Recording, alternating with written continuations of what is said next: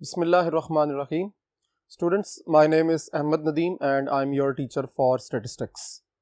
Chapter number 14 को हम study कर रहे हैं और एंडिंग की तरफ मूव कर रहे हैं. अब तक हमने कोरिलेशन एनालिसिस में भी कुछ कैलकुलेशंस को परफॉर्म कर लिया हुआ. लास्ट लेक्चर में हमने गुडनेस ऑफ फिट को स्टडी किया था और उसके कॉन्सेप्ट्स को समझने की कोशिश की थी. आज हम उसी से रिलेटेड कुछ प्रैक्टिस क्वेश्चंस को देखेंगे. तो चलिए बोर्ड की तरफ और अपने क्वेश्चन को समझने की कोशिश करते हैं. क्वेश्चन की स्टेटमेंट को अंडरस्टैंड करेंगे पहले कि आपके पास जो नंबर ऑफ ऑब्जर्वेशंस हैं n यानी वो 10 है और x बार की वैल्यू 50 है. अगर आप देखते जाएं साथ साथ x बार की वैल्यू 50 आपको गिवन है, y bar mean of y आपको जो गिवन है वो 150 है और इसके बाद sigma x minus x bar square is 110, then sigma y square is 255600 and sigma x minus x bar and y minus y बार जिसका प्रोडक्ट है दैट इज 140. ये आपको इंफॉर्मेशन गिवन है और आपने जो कैलकुलेशंस करनी है, फर्स्ट वन इज कोवेरियंस. आपने कोवेरियंस को कैलकुलेट करना है नंबर 1. उसके बाद आपने कोरिलेशन कोएफिशिएंट कैलकुलेट करना है, ठीक है, and then to regression lines. आपके माइंड के अंदर आ रहा होगा कि हमने जब गुडनेस ऑफ फिट को स्टडी किया था तो उस इक्वेशन के अंदर हमारे पास r की वैल्यू भी थी, हमारे पास स्टैंडर्ड डेविएशन ऑफ x भी था, स्टैंडर्ड डेविएशन ऑफ y भी था. तो इसी वजह से इस पूरे क्वेश्चन को आपने अंडरस्टैंड करना है. It is about the goodness of fit, यानी गुडनेस ऑफ फिट का टॉपिक जो है वो इस क्वेश्चन के ऊपर एज इट इज हम अप्लाई कर देंगे न्यूमेरिकल कैलकुलेशन की सूरत में. सो देखिए, जब हम इसका सोल्यूशन देखेंगे तो सबसे पहले हमें क्या चाहिए जी, जरा गौर से देखिए. कोवेरियंस, कोवेरियंस का मतलब यह है कि we are required S x Y, covariance हमें चाहिए एक्स और वाई का, और उसका फॉर्मूला क्या है जी, sigma x minus x bar y minus Y bar divided by n. So question की तरफ देखेंगे, गिवन डेटा की तरफ, और हमें उसकी वैल्यूज का आइडिया हो जाएगा. इट इज 140 डिवाइडेड बाय 10 और आंसर आपके पास आ जाएगा 14. ठीक होगी बात. एस एक्स वाई यानी हमने कोवेरियंस, आप इसको यहां पर लिख भी सकते हैं अलग से, दिस इज कोवेरियंस. ठीक है जी. उसके बाद आपको कैलकुलेट करना है कोरिलेशन कोएफिशिएंट. तो कोरिलेशन कोएफिशिएंट R वो किसके इक्वल होगा, S x Y divided by S X into S Y. तो देखिए, स्टेप बाय स्टेप आप अपने आंसर की तरफ बढ़ेंगे. आपने एस एक्स वाई यानी कोवेरियंस इसमें कैलकुलेट किया हुआ है. आपको रिक्वायरमेंट है अब कि आप एस एक्स फाइंड कर लें और एस वाई फाइंड कर लें. ठीक हो गया जी. तो अब नेक्स्ट बोर्ड की तरफ चलते हैं और एस एक्स और एस वाई को कैलकुलेट करते हैं ताकि हम आर की तरफ बढ़ सकें जो कि है कोरिलेशन कोएफिशिएंट. तो चलिए नेक्स्ट बोर्ड की तरफ. जी, हमने कैलकुलेट करना है एस एक्स. तो पहले हम एस एक्स स्क्वायर कैलकुलेट कर लेते हैं. इसका जनरलाइज जो फॉर्मूला है that is sigma x minus x bar square over N. तो देखिए, बोर्ड नंबर 1 पर जो क्वेश्चन लिखा हुआ था उसमें सिग्मा एक्स माइनस एक्स बार की वैल्यू आपको मेंशन्ड है, this is 110 divided by 10, it is 11, यानी आपने एस एक्स स्क्वायर की वैल्यू कैलकुलेट कर लिया. तो यहां से आप इजीली कैलकुलेट कर सकते हैं S X, that is square root of 11. ठीक है, अपना कैलकुलेटर अपने पास रखा करें. हमेशा से मैं ये बात आपसे शेयर करता हूं ताकि वैल्यूज की वेरिफिकेशन साथ साथ होती रहे. तो आपको क्या करना है, स्क्वायर रूट ऑफ 11 कैलकुलेट करना है. It is 3.3166. ठीक है जी. आपका पहला पार्ट कोरिलेशन कोएफिशिएंट के हवाले से जो मिसिंग पार्ट था उसमें से एक पार्ट आपने कैलकुलेट कर लिया. अब आप मूव करेंगे एस वाई स्क्वायर की तरफ. This is sigma y minus Y bar square over N. तो आप अगर अपने गिवन डेटा की तरफ देखें तो ये तो मेंशन्ड ही नहीं है। आप sigma Y minus Y bar की वैल्यू तो आपके पास है नहीं, तो आप एस स्क्वायर वाई कैसे कैलकुलेट करेंगे? ये वो जल्दी वाली मिस्टेक है जो मैंने आपको यहां बताई है आपको। ठीक है, किस तरह, यानी जल्दी में आप क्या करते हैं कि चूंकि आपने एस एक्स स्क्वायर जो है वो जनरली जो आप फार्मूला अप्लाई करते हैं, जिसको डेविएशन वाला फार्मूला भी कहते हैं, वो आपने अप्लाई कर दिया, तो फौरन आप यहां पर भी उसी तरह अप्लाई कर दें। देखें, statistics is a science of analytical reason. ठीक है, यानी एनालिटिकल आपका जो माइंड है वो बिल्कुल क्लियर होना चाहिए कि किस अंदाज में आपने अपने कौन सा फार्मूला चूज करना और किस तरह रखना, इस तरह आपका टाइम सेफ होगा। सो एक्चुअली ये फार्मूला अप्लाई नहीं होना था, उसकी रीजन ये थी कि आपके पास ये तो गिवन ही नहीं है। तो फॉर्मूला आपका कौन सा होना था यूज, वो है जो आप कन्वेंशनल फार्मूला इस्तेमाल करते हैं, इसको हम शॉर्टकट फार्मूला भी कहते हैं, sigma y square over n minus sigma y over n whole square. ठीक है, और इसी को हम sigma y square over n minus Y bar square भी लिख सकते हैं। ठीक है, उसकी रीजन क्या है? उसकी रीजन ये है कि सिग्मा वाई ओवर एन भी गिवन नहीं है आपको, यानी आप डायरेक्टली इसकी जो नोटेशन है, जो इसका फॉर्मूला बनता है सिग्मा वाई ओवर एन का, वो आप पुट अप कर सकते हैं क्योंकि वाई बार आपको गिवन है। सो बोर्ड नंबर 1 की तरफ डेटा नोट किया है, उसमें देखिए तो सिग्मा वाई स्क्वायर की वैल्यू हमें मेंशन्ड है, that is 255,600 divided by 10 minus Y bar की वैल्यू है आपके पास 150, तो इसका स्क्वायर हो जाएगा। ठीक है, ये वैल्यूज हमने जो गिवन डेटा से थी वो हमने यहां पुट अप कर ली। तो अब फाइनली हमारे पास क्या सिचुएशन एग्जिस्ट करेगी, 25560 माइनस, जरा देखिए 150 का जब आप स्क्वायर करते हैं इट इज 22500, और इस तरह आपके पास जो एस वाई स्क्वायर का फाइनल आंसर आएगा दैट इज 25560 माइनस 22500, तो इट इज 3060, और चूंकि हमें स्टैंडर्ड डेविएशन चाहिए एस वाई, तो वो होगा स्क्वायर रूट ऑफ 3060, तो आप इसका स्क्वायर रूट कैलकुलेट कर लीजिए, इट इज 55.3173। ठीक है जी, आपने एस एक्स भी फाइंड कर लिया, आपने एस वाई भी फाइंड कर लिया, एस एक्स वाई भी इससे पहले कोरिलेशन कोफिशिएंट से पहले आपने कैलकुलेट किया था। अब इन तीनों वैल्यूज को यूज करेंगे और कोरिलेशन कोफिशिएंट को हम कैलकुलेट कर लेंगे, फाइंड कर लेंगे। तो नेक्स्ट बोर्ड की तरफ चलते हैं और आर की वैल्यू को कैलकुलेट करते हैं।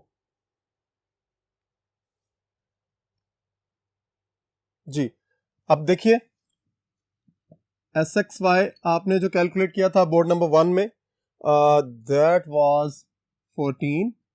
एस एक्स की वैल्यू जो कैलकुलेट हुई थी it is 3.3166, and S Y की जो कैलकुलेशन थी वो थी 55.3173।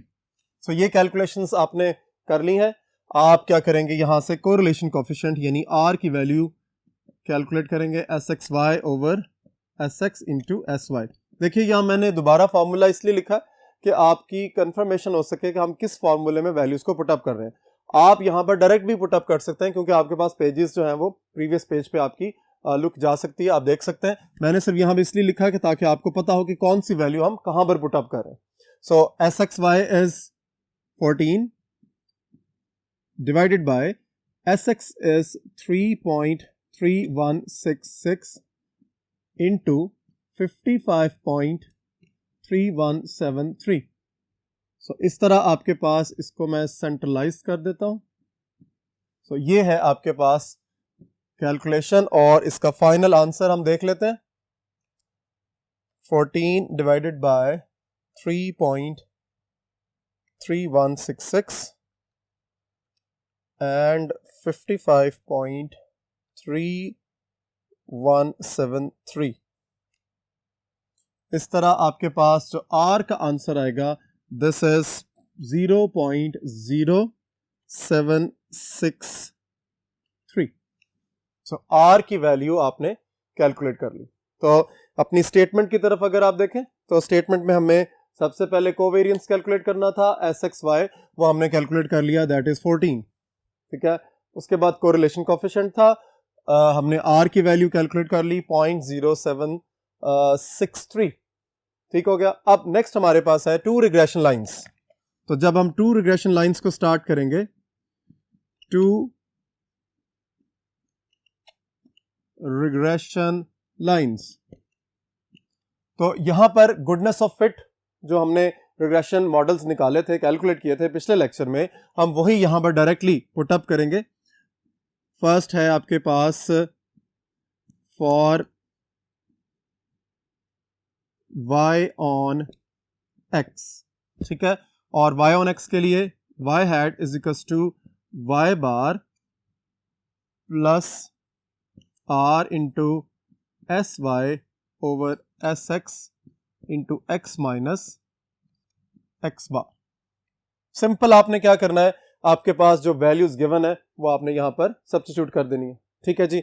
अब जरा हमारे पास जो प्रीवियस इंफॉर्मेशन थी वो हम यहां पर पुट अप करेंगे और देखेंगे कि हमारे पास कौन कौन सी वैल्यूज जो है वो यहां पर मेंशन्ड है। ठीक है, वाई बार आपके पास मैं थोड़ा एंगल अपना चेंज कर रहा हूं ताकि आपको क्लियरली इक्वेशन के बारे में आइडिया हो सके और आपको इजीली जो वैल्यूज हमने फाइंड कर ली हुई है वो भी आपको क्लियर हो सके। सो वाई बार आपको गिवन था, सो वाई बार की वैल्यू है हमारे पास 150। देखिए जस्ट वैल्यूज को सब्स्टिट्यूट कर रहे हैं और हमने अपना आंसर डायरेक्टली कैलकुलेट कर लेना है। अदरवाइज जो है अगर आप y ऑन x या x ऑन y की तरफ जाते हैं तो आपके लिए अलग से फॉर्मूलाज हैं, उनकी कैलकुलेशंस करने के बाद आप अपनी रिग्रेशन इक्वेशन की तरफ पहुंच सकते हैं। वैसे वो भी आप कैलकुलेट कर सकते हो, लेकिन ऐसा क्वेश्चन जिसमें आपने कोरिलेशन कोफिशिएंट भी कैलकुलेट किया हुआ है, आपने कोवेरिएंस भी कैलकुलेट किया हुआ है, आपने स्टैंडर्ड डेविएशंस भी निकाले हुए हैं, तो फिर सबसे बेस्ट यही है कि आप जो है वो रिग्रेशन लाइंस के वो स्टैंडर्डाइज्ड मॉडल्स कैलकुलेट करें जो गुडनेस ऑफ फिट के हवाले से, क्योंकि वो सारी की सारी वैल्यूज हैं वो यहां पर इस्तेमाल हो जाएंगी। ठीक है, अब देखिए वाई बार की जगह पर 150 हमने पुट अप कर दिया, आर की वैल्यू क्या है 0.0763 टाइम्स एस वाई, ये है मेंशन किया हुआ 55.3173 डिवाइडेड बाय क्या है G S x, it is 3.3166 और उसके बाद है x माइनस एक्स बार की वैल्यू हमें जो गिवन थी दैट इज 50। ठीक है, अब आप देखिए ये सारी वैल्यूज आपको मेंशन्ड है। ठीक है, 150.0763 आर की वैल्यू है, 55.3173 आपके पास एस वाई की वैल्यू है और 3.3166 जो है एस एक्स की वैल्यू है और 50 यहां पर आपके पास वैल्यू है उसकी एक्स बार की। ठीक है जी, तो अब मैं अपना एंगल भी चेंज करता हूं और इसकी हम कैलकुलेशन को देखते हैं जी। अब आप देखिए जरा, हम इसको सिंप्लीफाई करने के बाद उसी लुक की तरफ जाएंगे जो एक्चुअल हमारी लुक थी regression equation y on x की। वो क्या है, हम इसको पूरी को सिंप्लीफाई कर रहे हैं y हैट। ठीक है, जरा देखिए 0.0763 मल्टीप्लाई बाय 55.3173 और डिवाइडेड बाय 3.3166। सो जरा एक स्टेप और कर लीजिए ताकि आपकी जो आउटलुक है वो और जरा सिंप्लीफाइड और बेहतर हो सके। It is 1.2726 into X minus 50 और सिंप्लीफाई करेंगे ये जो 1.2726 है x के साथ भी मल्टीप्लाई होगा और 50 के साथ भी मल्टीप्लाई होगा, तो हमारे पास जो सिचुएशन बचेगी 150 प्लस 1.2726x माइनस 63.6301। सो देखिए जरा 150 और 63.6301 जो है वो माइनस हो जाएगा और आपके पास जो सिचुएशन एग्जिस्ट करेगी, आउटलुक जो इक्वेशन की बनेगी, that would be 86.3699 plus 1.2726x. This is your required regression line y on x. तो इसको हम यहां पर एक ब्लॉक में बंद कर देते हैं ताकि हमारे पास इसका आंसर क्लियर हो जाए। ये हमने दोनों रिग्रेशन इक्वेशंस में से एक रिग्रेशन इक्वेशन को कैलकुलेट कर लिया। वापस बोर्ड नंबर 1 की तरफ चलते हैं और अपने इस क्वेश्चन को वाइंड अप करते हैं। अब तक हमने SXY, SX, SY और R की वैल्यूज को कैलकुलेट किया और फिर इन सब वैल्यूज को यूज करते हुए regression model y on x को कैलकुलेट कर लिया। फर्दर हम आगे की तरफ बढ़ रहे हैं और नेक्स्ट जो हमारा मॉडल है फॉर x on y, यानी x on y के लिए हम अपनी रिग्रेशन इक्वेशन फाइंड करेंगे। That is x hat is equals to x bar plus r times s x over sy times y minus y bar. अब आप देखिए आपके पास सब वैल्यूज एग्जिस्ट कर रही हैं, आपने जस्ट सब्स्टिट्यूशन करनी है। x बार की जगह आप x बार की वैल्यू पुटअप करेंगे, दैट इज 50 प्लस r की जगह 0.0763 पुटअप करेंगे और फिर उसके बाद डिवाइड कर देंगे आप पॉइंट जो sy की वैल्यू है, दिस इज 55.3173 और मल्टीप्लाई बाय, देखिए r की वैल्यू पुटअप की है, sy की वैल्यू पुटअप की है और हमने sx की वैल्यू भी पुटअप करनी है। मल्टीप्लाई भी लिख सकते हैं, स्टार भी डाल सकते हैं। This is 3.3166 and then y minus y bar it is 150। ठीक हो गया जी। आपने इसकी कैलकुलेशंस में सिंप्लीफिकेशन करनी है। आप पहले ये वैल्यूज 0.0763 को 3.3166 से मल्टीप्लाई करेंगे और 55.3173 से डिवाइड कर देंगे और जो आंसर आएगा उसके मुताबिक हम 150 को लेके चलेंगे और इसकी सिंप्लीफिकेशन के बाद x on y हम कैलकुलेट कर लेंगे। नेक्स्ट बोर्ड की तरफ चलते हैं और इसकी कंप्लीट लाइन जो है वो उसको फाइंड करने की कोशिश करते हैं।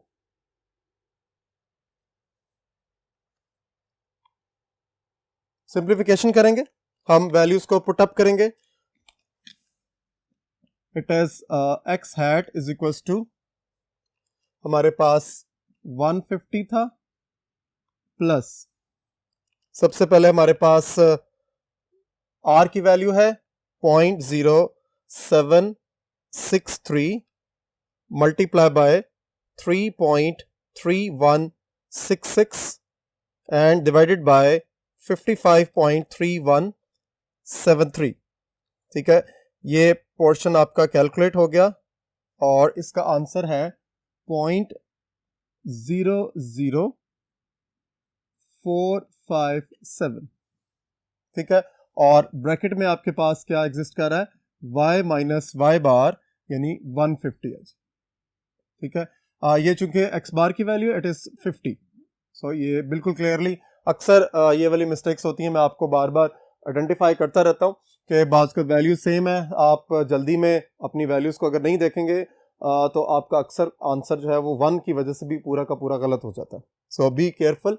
अब इसको हम सिंप्लीफाई करेंगे, 0.00457 y से मल्टीप्लाई होगा और 150 से मल्टीप्लाई होगा, तो हमारे पास देखिए क्या एग्जिस्टेंस आएगी, 0.00457 मल्टीप्लाई बाय 150, तो देखिए इसका आंसर आएगा 0.00457 इंटू y माइनस 0.6855, यानी 0.00457 जब y से मल्टीप्लाई हुआ एज इट इज ये y की टर्म आ गई और जब 150 से मल्टीप्लाई होगा ये वाली टर्म आएगी। अब देखिए 50 में से इस टर्म को माइनस करेंगे तो हमारे पास एक जनरलाइज्ड मॉडल कैलकुलेट होगा x हैट का x on y के लिए। and this is 50 minus 0.6855, 49.3145 plus 0.0457y, the required regression equation x on y. ठीक है जी. इस पर्टिकुलर क्वेश्चन के अंदर आपने 3 बेसिक कैलकुलेशंस की हैं, जिसमें कोवेरियंस था SXY, उसके बाद R की कैलकुलेशन की, ठीक है, एंड देन R की कैलकुलेशन करने के लिए आपको SX यानी स्टैंडर्ड डेविएशन ऑफ X और स्टैंडर्ड डेविएशन ऑफ Y भी कैलकुलेट करना पड़ा. तो ये सीक्वेंस जो है वो स्टेप्स का याद रखिए ताकि न्यूमेरिकल कैलकुलेशंस आपके लिए बहुत ज़्यादा आसान हो सकें. अब नेक्स्ट एग्जांपल की तरफ देखते हैं, और जो हमारा क्वेश्चन है, प्रैक्टिस क्वेश्चंस की एक सीक्वेंस चल रही है, उसमें एक क्वेश्चन और है. The correlation coefficient for sample of a sample of 20 pairs. ठीक है, 20 पेयर्स का आपके पास एक सैंपल है और उसका जो कोरिलेशन निकला है दैट इज 0.6. वेरी इंपॉर्टेंटली आपने हाईलाइट करना है अपने माइंड के अंदर कौन कौन सी वैल्यूज आपको गिवन है और फिर उसके मुताबिक आपको क्या कुछ रिक्वायर्ड है. सो उसके बाद देखिए, अगर एक्स बार की वैल्यू दी हुई है 12, वाई बार की वैल्यू 20 दी हुई है, एस एक्स यानी स्टैंडर्ड डेविएशन ऑफ एक्स भी दिया हुआ है, स्टैंडर्ड डेविएशन ऑफ वाई भी आपको मेंशन्ड है. क्या कहा गया है? एस्टिमेट द लाइंस, ये बड़ी इंपॉर्टेंट लाइन है आपकी यहाँ पे पूरी, estimate the lines of regression. ठीक है, सो बी केयरफुल कि यहां लाइंस कहा गया है, अक्सर यहां लाइन पढ़ लिया जाता है. सो it his lines. So 2 lines हैं, y on x और x on y, आपने दोनों कैलकुलेट करनी है. उसके बाद जिसने नेक्स्ट पार्ट कहा है, estimate the mean of y for x equals to 10 and estimate the mean of x for y is equals to 22. ठीक है, जो स्टेटमेंट के मुताबिक आपको क्या कुछ कैलकुलेट करना है, 2 रिग्रेशन लाइंस कैलकुलेट करनी है, और ये जो गिवन इंफॉर्मेशन है इसको इस्तेमाल करते हुए जरा गौर कीजिए. जो कल का लेक्चर था गुडनेस ऑफ फिट, हमने उसमें क्या स्टडी किया था कि जब आपके पास किसी पर्टिकुलर सिचुएशन में R इन्वॉल्व हो जाए और आपको standard deviation of x and y और इसके अलावा कोवेरियंस XY आपको गिवन हो, तो फिर आप बेहतर ये होता है कि R की स्टैंडर्डाइज्ड फॉर्म जो गुडनेस ऑफ फिट के हवाले से आपको मेंशन थी उसी को इस्तेमाल करें, बजाय इसके आप कन्वेंशनल फार्मूलाज को इस्तेमाल करते हुए आप अपनी रिग्रेशन इक्वेशंस को फाइंड करें. ठीक है, सो हम मूव करेंगे, R को इस्तेमाल करेंगे और फिर उसके बाद अपनी कैलकुलेशंस की तरफ आगे चलेंगे और हम B और A की वैल्यू को यहां पर कैलकुलेट करेंगे. तो चलिए नेक्स्ट बोर्ड की तरफ और अपनी कैलकुलेशंस को परफॉर्म करते हैं.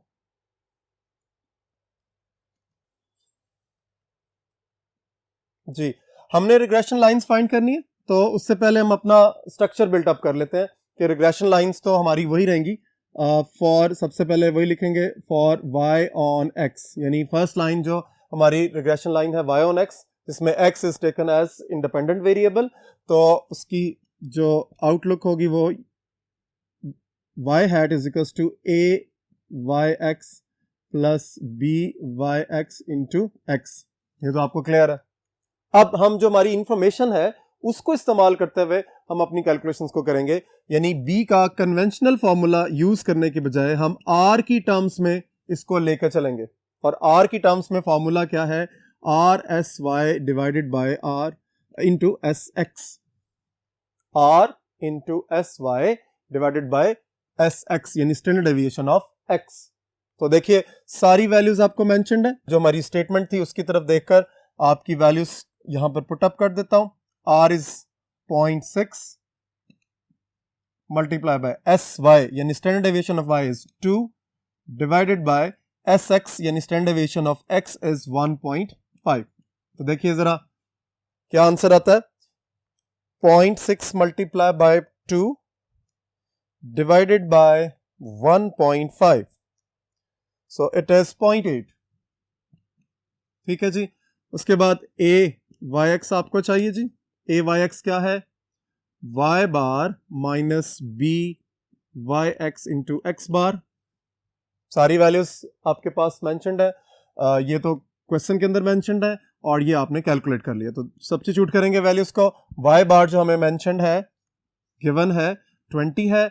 b वाई एक्स आपने कैलकुलेट कर लिया, it is 0.8 times x bar. x bar is हमारे पास 12 है जी. सो इसको सिंप्लीफाई कर लेते हैं.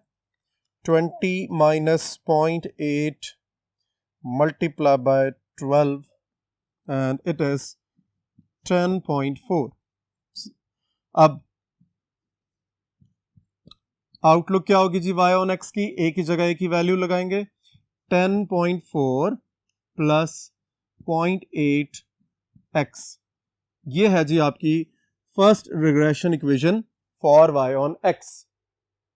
उसके बाद क्या कहा गया? Estimate the mean of y for the value of x. जो आपको मेंशन थी, जो वैल्यू ऑफ x आपको मेंशन थी, वो क्या है जी? 10. अब at x is equal to 10 आपने मीन ऑफ y फाइंड करना है. यहां अक्सर स्टूडेंट्स क्या करते हैं? कंफ्यूज हो जाते हैं. वो क्या करते हैं? वो क्या जी, हमें मीन ऑफ y का मतलब है y बार कैलकुलेट करना है, जबकि रिग्रेशन के अंदर हमने इसको बड़े अच्छे तरीके से फाइंड किया है और इस कॉन्सेप्ट को अंडरस्टैंड करने की कोशिश की है कि जो आपके पास एक्चुअली ये y हैट है, हमने इसको रिप्लेस किया हुआ है. y hat actually it is the mean of y on x. सो इसका मतलब अंडरस्टूड बात है कि अगर वो रिग्रेशन इक्वेशन के अंदर estimate the mean of y कहता है, तो दिस मीन्स कि you have to calculate the trend value y hat at the given value of x. So don't be confuse. आपने किसी सूरत में भी अपने माइंड को डाउटफुल नहीं रखना. आपने सिंपल ये करना है कि माइंड के अंदर ये रखें, बस जस्ट आपको क्या करना है, x की वैल्यू सब्स्टिट्यूट कर देनी है एंड दैट्स इट. तो देखिए y हैट, बेशक यहां पे ब्रैकेट में लिख दें, at x is equal to 10. तो क्या होगा? 10.4 प्लस 0.8 x की जगह पे 10 लगा देंगे. सो देखिए क्या आएगा आंसर? 10.4 plus 0.8 multiply by 10. तो आपका आंसर आ जाएगा 18.4. This is the mean of y at x equals to 10. So एक हिस्सा कंप्लीट हो गया हमारा कि हमने रिग्रेशन इक्वेशन फाइंड करनी थी y ऑन x, वो हमने ये कैलकुलेट कर ली. 10.4 मल्टीप्लाई बाय 0.8x. क्लियर होगी बात? उसके बाद हमने x की वैल्यू 10 के लिए हमने y की रिस्पेक्टिव वैल्यू को एस्टिमेट कर लिया, दैट इज 18.4. अब हम बोर्ड नंबर 1 की तरफ वापस चलते हैं. बकिया पोर्शन है उसको भी कंप्लीट करते हैं. हमने अब तक y ऑन x कैलकुलेट कर लिया. अब हम मूव कर रहे हैं x ऑन y की तरफ. फॉर x ऑन y हमारे पास जो इक्वेशन है, x hat is equal to axy plus bxy times y. ठीक हो गया? फाइंडिंग्स करेंगे, r को यूज करेंगे और bxy को फाइंड करेंगे. That is r times sx divided by sy. r की वैल्यू हमें गिवन है 0.6 मल्टीप्लाई बाय sx की वैल्यू यानी स्टैंडर्ड डेविएशन ऑफ x जो है वो है 1.5 divided by standard deviation of y is 2. So इस तरह हमारे पास आंसर क्या आएगा जी? 0.6 multiply by 1.5 divided by it is complete to,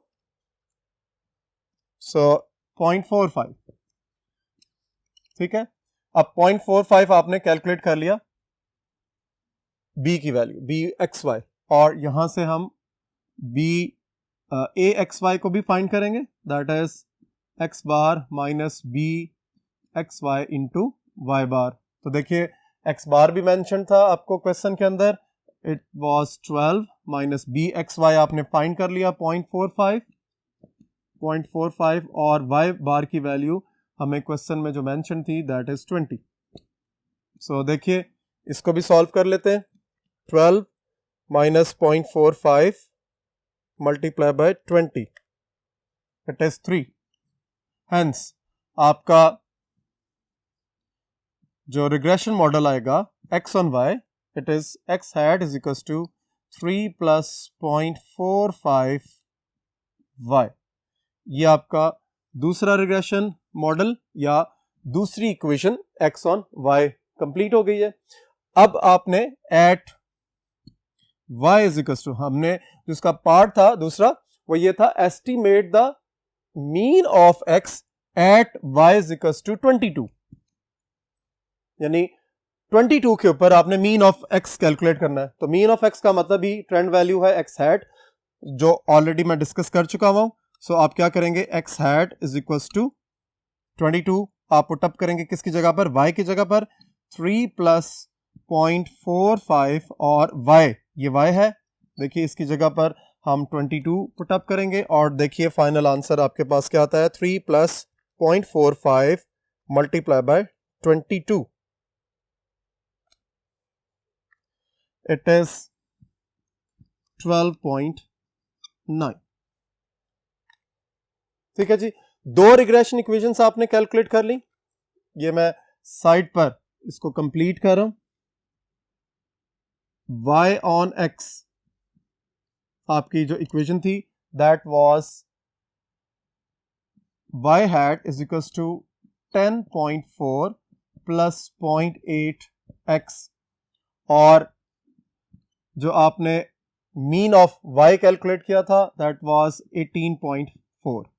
उसके बाद x ऑन y आपकी रिग्रेशन इक्वेशन थी, x hat is equal to, it is 3 plus 0.45y, और यहां से आपने जो x हैट यानी मीन ऑफ x कैलकुलेट किया था दैट वाज 12.9। सो ये एक स्टैंडर्डाइज्ड आउटलुक है जो आपकी फाइंडिंग्स थी। होप आज की जो न्यूमेरिकल प्रैक्टिस है उससे आपको ये अंदाजा हो गया होगा कि किस तरह हमने अपने फॉर्मूलास को यूज करना है अकॉर्डिंग टू द सिचुएशन।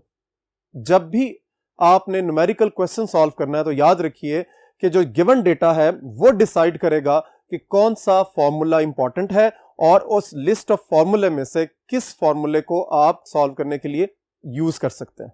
अपना और अपनी फैमिली का बहुत ज्यादा ख्याल रखें, इन क्वेश्चन को दोबारा घर में प्रैक्टिस करें, और अगर कोई प्रॉब्लम है तो अपने टीचर के साथ उसको जरूर डिस्कस करें।